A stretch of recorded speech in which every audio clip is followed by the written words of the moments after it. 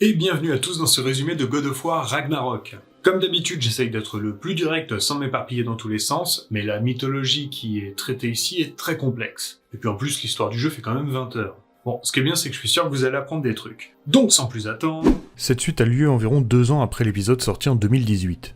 Atreus et Kratos continuent de s'entraîner dans l'hiver glacial qui frappe Midgard. Fimbulvetter, l'hiver censé durer 3 ans annonçant le Ragnarok, la fin des temps, dans la mythologie nordique, est bien présent. Atreus a découvert qu'il est capable d'entrer dans les fresques historiques créées par les géants. Dedans, il y découvre des prophéties cachées par Groa, la plus grande voyante. Il y découvre également des sortes de billes, mais n'a aucune idée de leur utilité pour l'instant. Il s'agit en réalité de réceptacles capables de capturer l'âme des géants afin de les cacher aux yeux des As, surtout des plus dangereux comme Odin et Thor. Dans la mythologie nordique, l'âme est divisée en 4 parties, l'apparence physique, l'esprit, le caractère et la qualité de vie.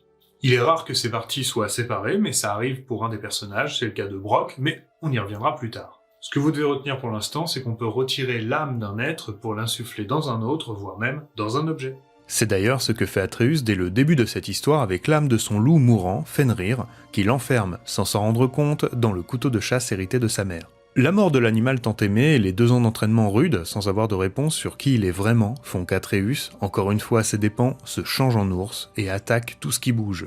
Rappelant ici la rage que pourrait avoir Kratos s'il n'était pas capable de se maîtriser. Donc un petit point sur les pouvoirs que contrôle plus ou moins Atreus. Le langage. Il est capable d'apprendre, de lire et de déchiffrer des langues qui lui sont complètement inconnues avec une énorme facilité. Il entend et comprend la pensée des animaux, il est métamorphe, il peut manipuler, extraire et réinsuffler des âmes. On découvrira qu'il est aussi capable de se télétransporter au royaume de Jotunheim en passant par le monde des rêves. Et il a d'autres pouvoirs qu'il utilise en combat, comme par exemple les flèches magiques ou encore les invocations runiques. Kratos s'inquiète et persiste. Le petit doit encore s'entraîner pour acquérir de la discipline qui lui permettra de contrôler ses émotions et ses pouvoirs. Avant qu'il ne comprenne que c'était son fils, il a bien failli tuer l'ours qui l'a attaqué.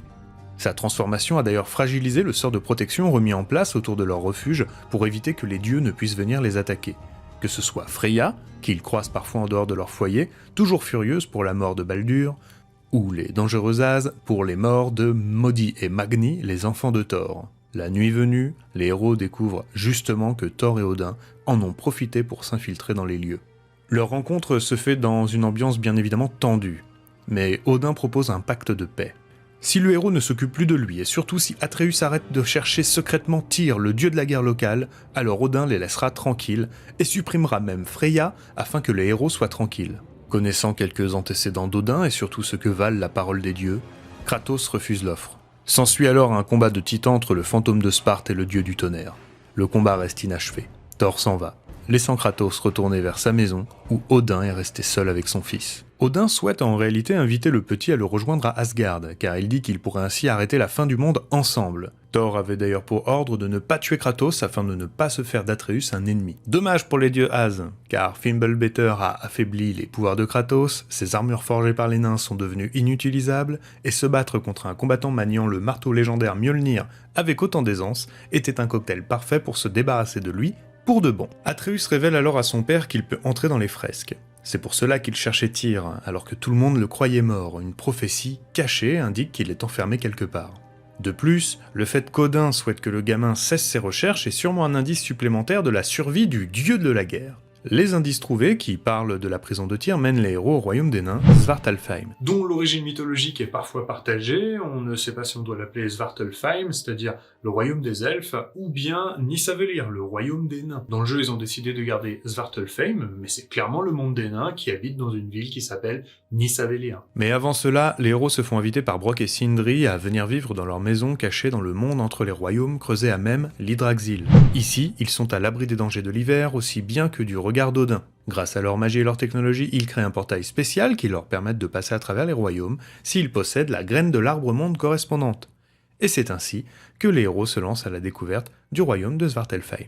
Ils découvrent que Fimbulvetter, l'hiver de la fin du monde, n'agit pas de la même manière dans chaque royaume. Ici, ce sont des tremblements de terre qui se multiplient par exemple. Quand ils arrivent dans la ville naine, l'accueil est glacial. Tout le monde se cloître chez soi et, pour cause, les nains sont sous le joug d'Odin. et être suspecté de traîtrise pourrait leur valoir leur vie. Seul Durlin, ex-associé de Faye dans une rébellion ratée contre les As, accorde de manière détournée l'aide nécessaire aux héros pour se rendre dans une mine qui pourrait être celle qui renferme Tyr. Il y a une autre raison au fait que les nains ne souhaitent pas se rapprocher des héros, Mimir. Et oui, quand Mimir était au service d'Odin, il le conseillait afin que le Père de Tout puisse avoir tout ce qu'il veut. Étant l'homme le plus intelligent du monde, il lui soufflait les promesses qu'il fallait faire, alors qu'elles n'étaient pas forcément tenues, afin de réussir à convaincre le ou les autres camps. La Terre des Nains est depuis polluée, annexée, pillée, puis surtout sous le contrôle des As. L'arrivée dans les mines naines est tumultueuse, le train qui y mène déraille suite à une attaque massive de monstres. À l'arrivée, un troll les attend et un combat très court s'ensuit.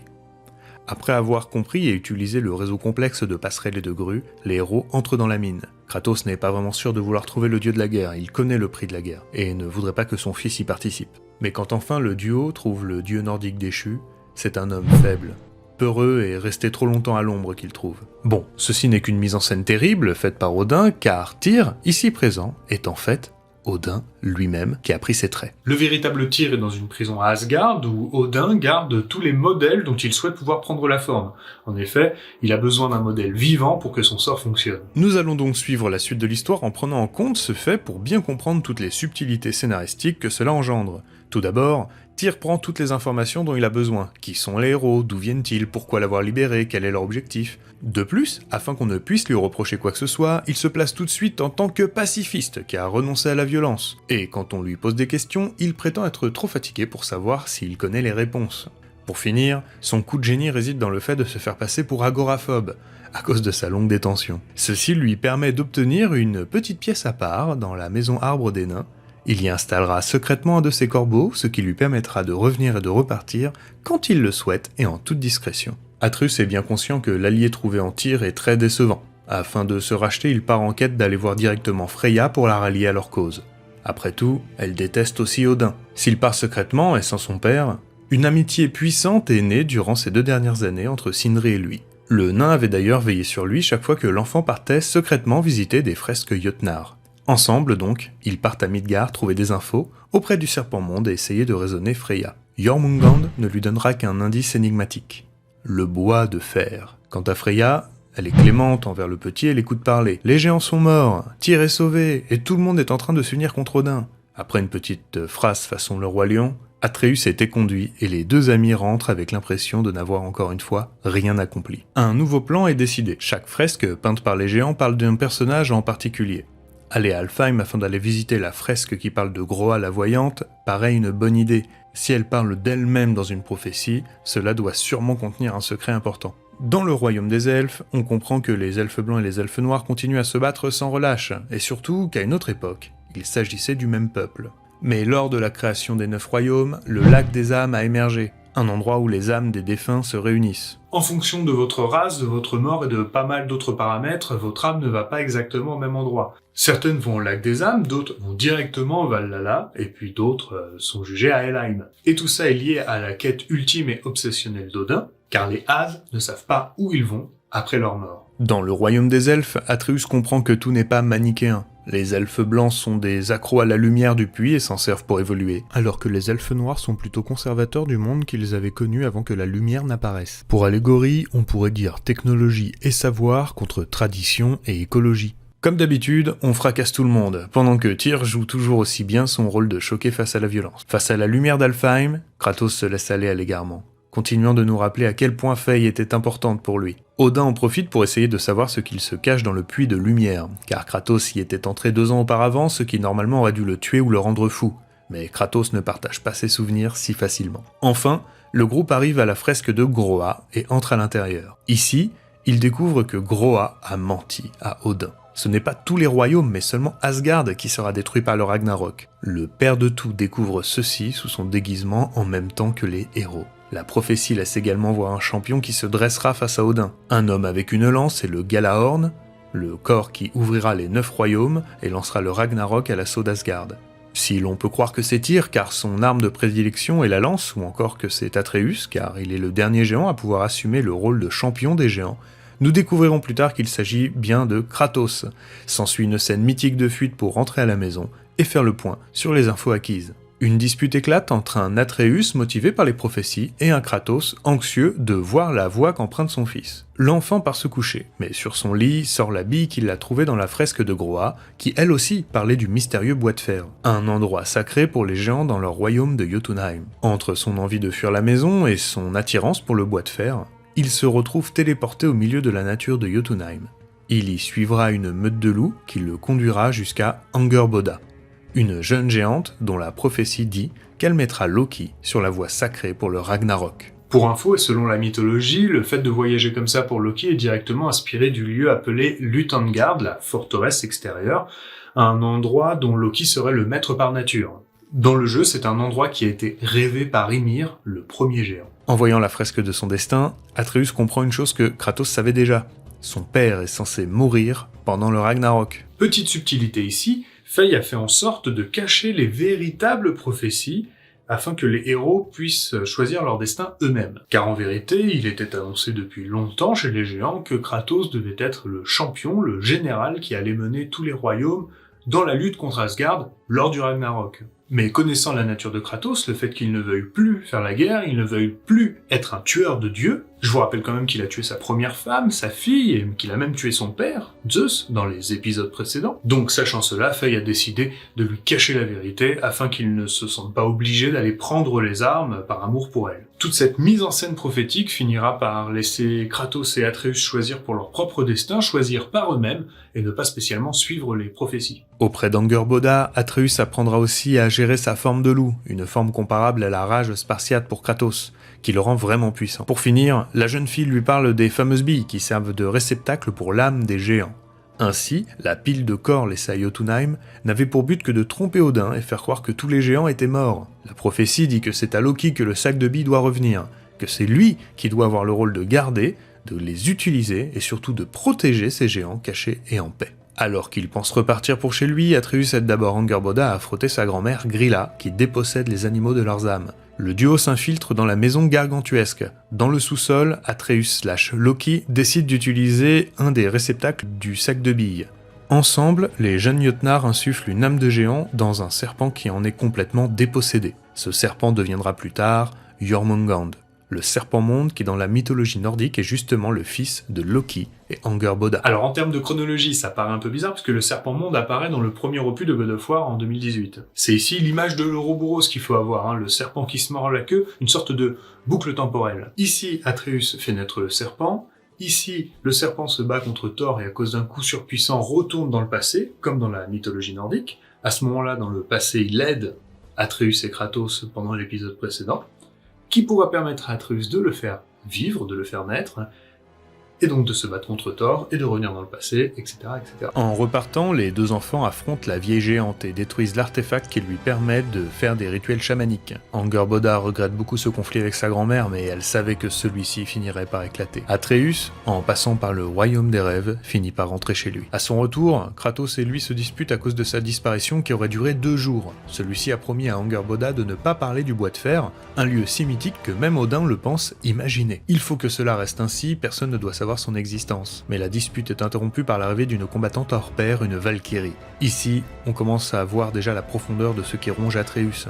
Cette Valkyrie n'est autre que Freya, et quand elle finit presque par tuer Kratos, le jeune homme se transforme en ours surpuissant que Kratos essaie de calmer. La reine se rend compte que tout ceci va trop loin, quand cet enfant qu'elle aime bien malgré tout devient une bête sauvage à cause d'elle. Elle décide de faire une trêve. Selon la règle en vigueur sur les terres du Nord, elle demande à Kratos d'honorer sa dette de sang qu'il lui doit depuis qu'il a tué Baldur. Ils partent alors pour Vanaheim, le royaume des Vannes, dont elle était également la reine, afin d'aller briser le sort d'Odin qui fait que Freya est prisonnière de Midgard. Afin de pouvoir lui montrer le chemin, elle est obligée de garder sa forme d'oiseau, sinon elle sera à nouveau immédiatement rapatriée de force à Midgard.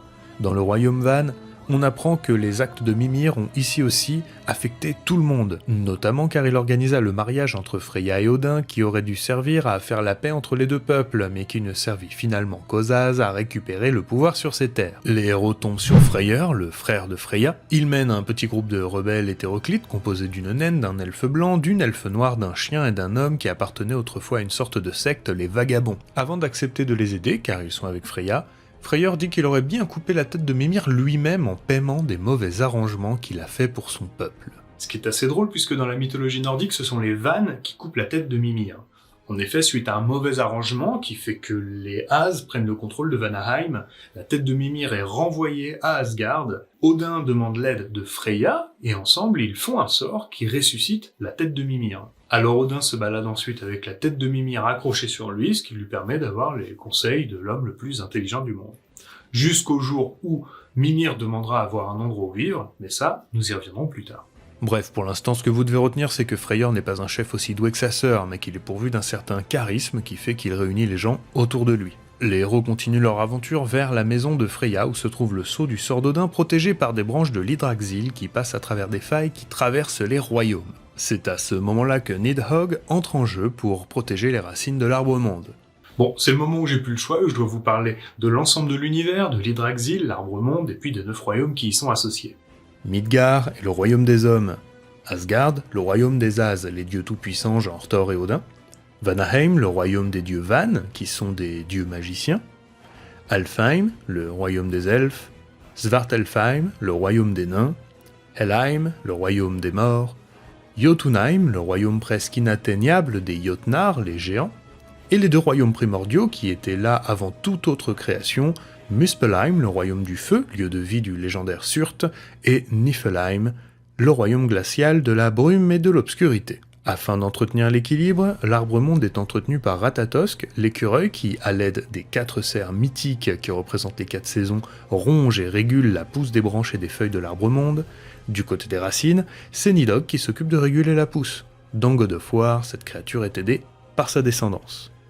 Odin comptait bien sur Nidhogg pour protéger les racines qu'il entremêla afin de protéger le sceau de son sort d'obédience qui maintient Freya dans Midgard. Kratos est donc obligé de s'occuper de la bête afin de libérer la déesse. Enfin, elle brise tous les nœuds qui la maintiennent prisonnière depuis si longtemps et se retrouve libre. Elle décide ensuite de pardonner Kratos, bien consciente qu'Odin est le véritable ennemi.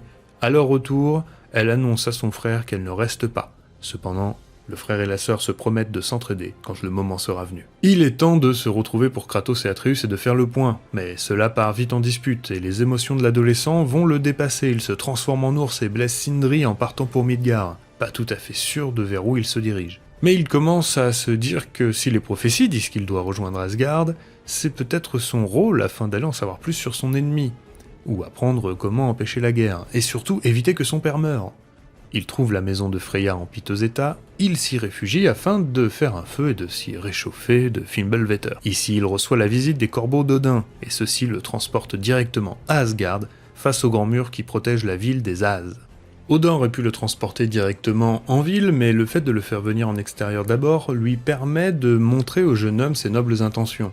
Il a accueilli les Midgardiens dans son propre royaume afin de les protéger de l'hiver.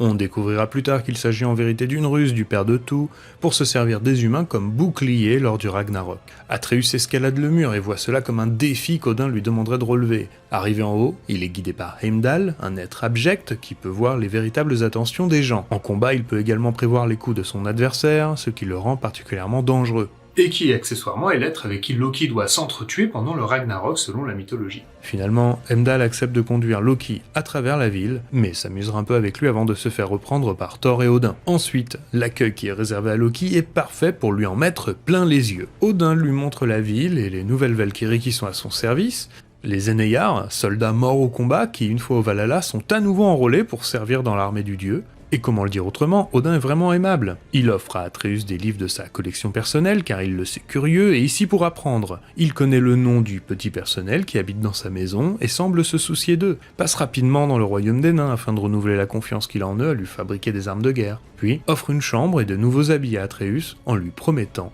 qu'il peut repartir quand il le souhaite. Évidemment, Loki est comblé de cette rencontre et de cette mise en scène qui en met plein la vue. Même nous, en tant que joueurs, on a envie que ça fonctionne. D'ailleurs, la quête de connaissance et de savoir, qui se rapproche assez de l'esprit curieux d'Atreus, nous donne vraiment envie que cette entente fonctionne. Atreus se voit offrir Ingrid, une épée douée de sa propre conscience qui appartenait en réalité à Freyr, le frère de Freya. Puis, Odin lui montre la faille, une fissure dans l'espace-temps qui recèle la vérité. Le savoir. Seulement y jeter un œil est particulièrement dangereux. Odin y aurait perdu le sien pour avoir tenté de le faire il y a bien longtemps. J'ai adoré cette version de la perte de l'œil d'Odin puisque là encore elle se rapproche de la véritable histoire. Vous vous souvenez, à un moment je vous disais que Mimir demandait à avoir un endroit où vivre. Eh bien ce fut le cas, il fut placé près d'une source magique, Mimilsbrunn, la source de Mimir, qui a une qualité particulière, si vous buvez de son eau, vous vous abreuvez de savoir et de connaissances. Quand Odin avait encore besoin des conseils de Mimir, il venait lui rendre visite, mais Mimir ne laissait personne boire à l'eau de la source. Alors un jour, le dieu As lui demanda qu'est-ce qu'il devait faire pour avoir le droit d'y boire. Mimir lui dit qu'il devait faire un gros sacrifice. Alors Odin s'arracha l'œil et le jeta dans la source. Il put boire ensuite et s'abreuva donc de savoir et de connaissances, faisant de lui un des hommes les plus sages et les plus intelligents des 9 royaumes.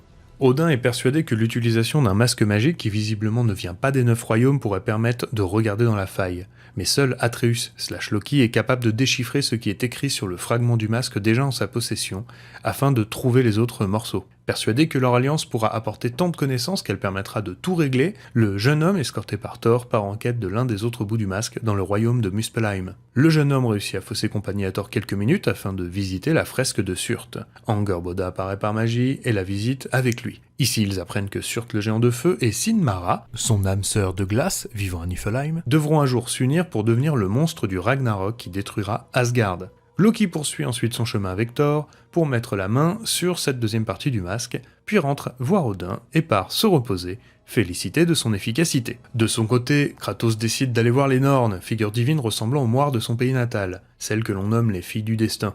Même si Kratos ne se fie pas aux prophéties, il ne veut rien laisser au hasard. Freya et lui partent pour Midgard. Après de longues recherches, les héros traversent un défi mental dans lequel ils affrontent leur peur. Ensuite, une Kelpie, cheval mythique aquatique, les guide jusqu'aux Nornes. Ils apprennent qu'ils ne sont que la somme de leurs actes et qu'ils sont si prévisibles que cela fait passer les Nornes pour des devineresses. Du coup, elles annoncent que connaissant Heimdall, il est sûr qu'il finira par tuer Atreus.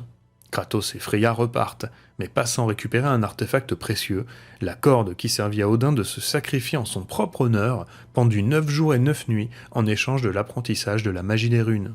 Cet outil servira plus tard. Kratos a donc une nouvelle cible, le dieu qui peut prévoir toutes les intentions, Heimdall. Afin de prendre le dessus sur lui, les nains Brok et Sindri imaginent une arme capable de le surmener. Ils se servent de Draupnir, un anneau capable de se multiplier tout seul, et d'une pointe de lance qu'ils ont fabriquée. En gros, les nains ont eu l'idée de mélanger ce qui dans la mythologie est l'anneau et la lance d'Odin afin de créer un objet qui se multiplie à l'infini et qui en plus atteint toujours son but. Brok mène Kratos à la grande forge du monde nain. Ici vit la grande dame, une sirène capable de forger magiquement les artefacts entre eux.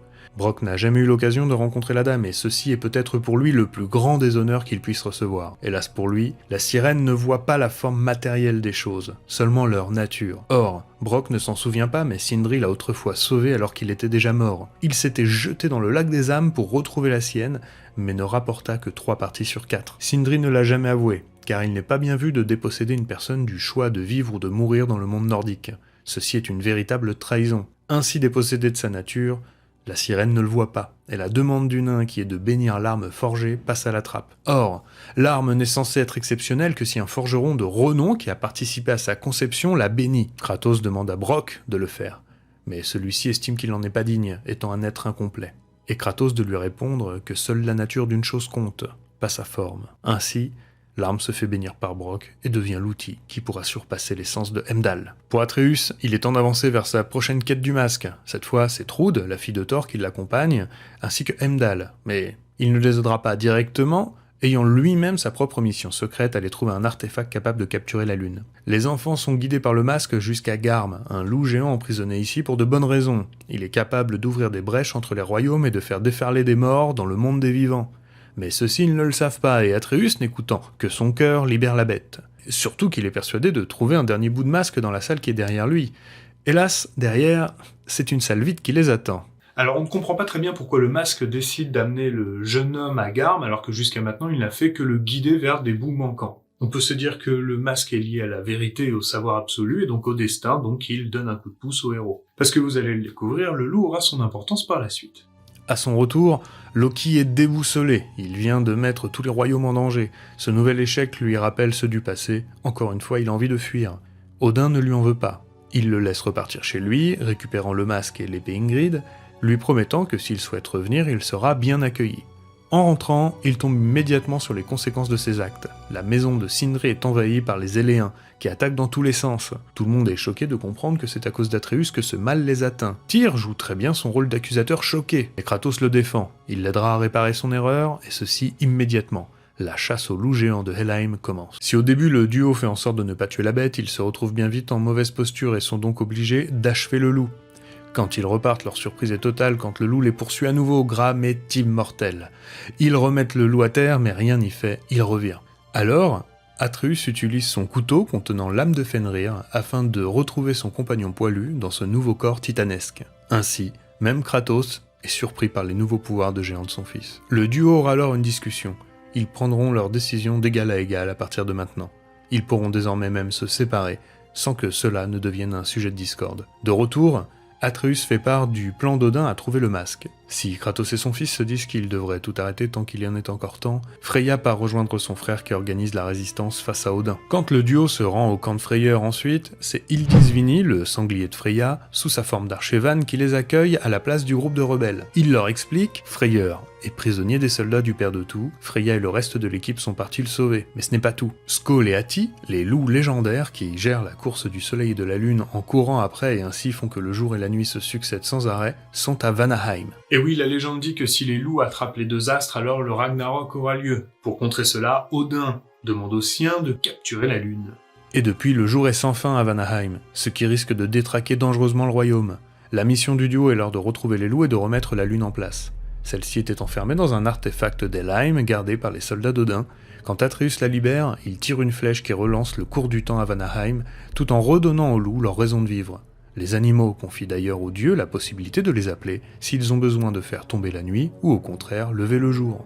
Un nouveau plan est mis en place au camp pour sauver Freyr. Atreus et Hildisvini se transformeront en animaux pour approcher sans se faire remarquer pendant que le reste des rebelles feront le plus de bruit possible en fonçant dans le tas afin d'attirer l'attention. Le plan se déroule comme prévu jusqu'à l'apparition de Heimdall. Malgré les compétences d'anticipation incroyables de Laz, Kratos est bien armé pour l'affronter et réussit à le surpasser. Il essaye même de l'épargner, mais le dieu Az menace de tuer Atreus dès que ce sera possible. Alors, le tueur de dieux fait son office et récupère la relique protégée par Heimdall, le Gjallarhorn.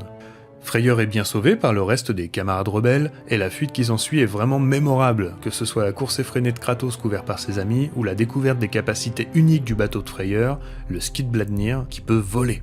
Atreus, évidemment soutenu par Tyr, propose de retourner voir Odin pour aller prendre le plus d'informations possible tant que le Père de Tout a besoin de lui. Cette fois-ci, cela se fait avec l'accord de Kratos. Avant de partir, Sindri offre au petit une graine d'Hydraxil si spéciale qu'elle lui permettra de revenir à n'importe quel moment en cas d'urgence. Odin joue parfaitement le rôle de l'ignorant. Tout ce qui s'est passé, dont la mort d'Heimdall, lui importe peu.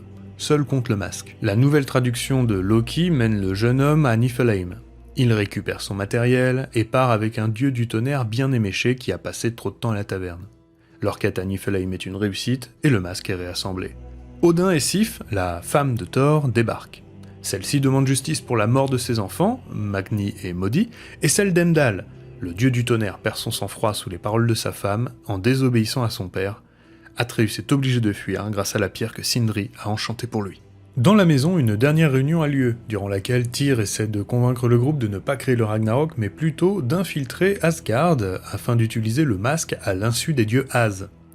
Il soutient que détruire un royaume pour un seul ennemi serait une véritable erreur. Alors qu'il essaie de prendre le masque négligemment pour s'enfuir avec grâce au corbeau qui l'attend dans le placard, Brok découvre la supercherie et en paie le prix de sa vie. Sous le choc de cette illusion dévoilée et de la mort de Brok, Kratos décide d'emmener son fils loin de tout ça afin de calmer le jeu et de déculpabiliser l'enfant déstabilisé. Ensuite, le duo se rend auprès de Sindri afin de lui exprimer leurs condoléances. Mais le nain ne veut rien entendre. Il a tout donné, son talent, son amitié, sa maison, ses secrets, ses trésors, et les héros ont pris toujours plus. Maintenant, même son frère est mort, il ne lui reste rien. Sindri est le grand perdant du groupe des héros de cet épisode. En effet, c'était un personnage animé, sympa, drôle, et surtout l'être le plus proche d'Atreus en dehors de son père. Là, vous verrez qu'il va complètement devenir quelqu'un d'autre. Retournés auprès des leurs, le groupe organise leur offensive. Kratos et Atreus partent chercher Surt, qui deviendra le monstre du Ragnarok et pourra détruire le mur qui protège Asgard. Hildisvini ira à Helheim afin de demander à Hel de les soutenir avec l'armée des morts. Freyr ira à Alfheim, unifier les elfes derrière leur étendard, Freya à Vanaheim, pour les dieux Van, ainsi que les Valkyries libérées du joug d'Odin grâce à Kratos il y a 2 ans de cela. Et pour le royaume nain, c'est un Sindri bien morose qui se porte volontaire. De prime abord, Surt n'est pas prêt à aider les héros. Il s'agit d'un être primordial qui souhaite par-dessus tout protéger Sindara, son amour éternel. Ainsi, et pour être sûr de ne jamais se réunir et mourir, comme le disent les prophéties, ils décidèrent il y a déjà bien longtemps de se séparer à jamais, se donnant l'un l'autre leur cœur. En voyant les lames du chaos, Surt ressent qu'elle possède le feu primordial. S'il les plante dans son cœur de glace alors qu'il se trouve à l'étincelle de la création, l'endroit où les autres royaumes ont été créés, ils auront leur monstre. Odin tombera et Sinmara, la bien-aimée de Surt, pourra vivre avec le cœur de son amant pour toujours. Ainsi, le rituel est effectué. Le monstre apparaîtra lors de l'assaut contre Asgard. Les 2 Valkyries de la nouvelle garde personnelle d'Odin tentent de s'en prendre au héros afin d'en terminer avec tout ça, mais c'est un duo maintenant indestructible qui se dirige vers la fin du père de tout. Juste une dernière nuit pour se reposer et avoir les idées claires. Puis Kratos reprend son rôle de général et sonne le Gjallarhorn. La bataille gigantesque qui s'ensuit verra intervenir presque tous les protagonistes croisés. Le serpent se battra contre Thor, pendant que Freyr, qui aura récupéré Ingrid, ralentit le géant du Ragnarok, le temps de sauver les Midgardiens qui servent de bouclier humain à Odin. Ici encore très intéressant, puisque dans la mythologie, lors du Ragnarok, Surt affronte Freyr, mais celui-ci ne bat pas le géant car il n'a pas son épée qu'il a échangée par amour. Dans la version God of War, l'épée est bien avec lui et lui permet donc de contrer les attaques du géant. Cette épée est vraiment puissante, elle a l'air de pouvoir tenir tête même à Mjolnir, le marteau de Thor. Odin avait préparé la bataille en demandant aux nains de créer des machines capables de détruire les portes des autres mondes. Ainsi, alors que lui possède une armée infinie, les portes sont détruites une à une, ne laissant plus aucun renfort aux héros. Seule la porte naine laisse finalement entrer sa grande armée, Sindri tout seul. Mais possédant un objet capable de détruire toutes les machines d'Odin et qui pourra même faire une brèche dans le mur. Sif et Trude, femme et fille de Thor, ouvrent les yeux sur les horreurs d'Odin et décident de rejoindre les héros. Thor, clairement depuis trop longtemps sous la coupe d'un père intransigeant, s'attaque à Kratos. Le combat est serré, mais le dieu de la guerre n'en est pas à son premier contre un être surpuissant. Il arrive à le vaincre et même à lui faire entendre raison. Ils doivent cesser d'être des destructeurs, devenir meilleurs pour l'avenir de leurs enfants. Odin ne le voit pas de cet unique œil. Il tue son fils, envoie sa petite fille valser et continue le combat contre le duo père-fils. En termes de combat, Odin tient le coup. De plus, son savoir immense lui permet d'envoyer un sort qui immobilise les 2 héros. Heureusement, Freya débarque avec la corde du pendu. Odin n'a pas dit son dernier mot, et dans un ultime combat, le trio fait tomber le père de tout.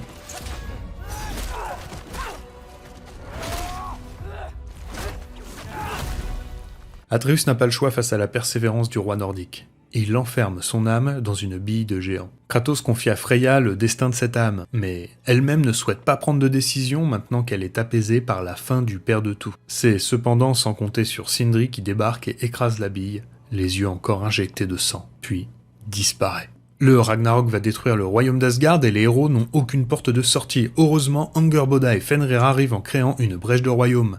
Ce n'est qu'au prix de la vie de Freyr, qui retient le géant, que les autres peuvent s'enfuir. Angerboda montre alors le plus grand secret de Fey, une double fresque, celle de Loki et Kratos, qui furent cachées afin que leur choix leur revienne sans qu'ils se sentent obligés de suivre les prophéties. Atreus décide alors de partir avec Angerboda afin de tenter de sauver tous les géants et les âmes de géants restantes. Kratos, lui, découvre sur sa fresque un nouvel avenir qu'il n'avait jamais envisagé, celui d'être un héros, et d'être adoré par les 9 royaumes en tant que dieu de la guerre sauveur. Dans la fin supplémentaire, on assiste aux funérailles de Brok, et en voyant Sindri, on découvre que certaines choses ne se répareront jamais, qu'à force d'en retirer toujours plus, s'agrandit sans cesse un trou, vide et béant. Voilà pour ce résumé de God of War Ragnarok, j'espère que ça vous a plu. Une dernière chose, j'ai adoré l'interprétation d'Odin.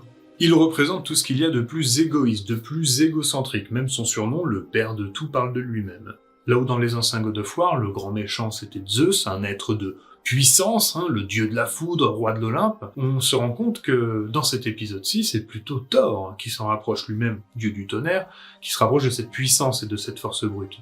Alors que Odin, lui, par son attitude et par ses paroles anodines, nous fait tout à fait comprendre qu'il contrôle son environnement. En tout cas qu'il ne doute pas qu'il a la main sur les autres. En plus de ça, il a un objectif précis et il est très pragmatique. Blesser les autres, ça ne le gêne pas, que sa famille soit en danger, ça ne le gêne pas, ou même qu'il se fasse insulter, tout ça, il est au-dessus. Rien n'est laissé au hasard pour ce personnage, que ce soit ses mimiques, ses moqueries, même ses erreurs. Tiens, jusqu'à la dernière seconde, il demande à Atreus s'il ne veut pas regarder avec le masque à travers la faille. Au nom du savoir. Et surtout pour justifier tous les actes qu'il a fait pendant plus de 1000 vies. Mais Atreus brise le masque. Et en faisant ça, il brise la quête ultime d'un dieu éternel. Ce qui fait complètement halluciner Odin. Il ne voulait pas comprendre que ça puisse se passer autrement que comme il l'avait imaginé, jusqu'à la fin. Bref, ce personnage est génial, fondamentalement mauvais pour les autres, mais fascinant. Un petit peu de ce genre de personne qu'on aime détester. Ou plutôt qu'on préférerait aimer, plutôt que de détester. Plutôt qu'on aime alors qu'on le déteste. Qu'on déteste, ou plutôt...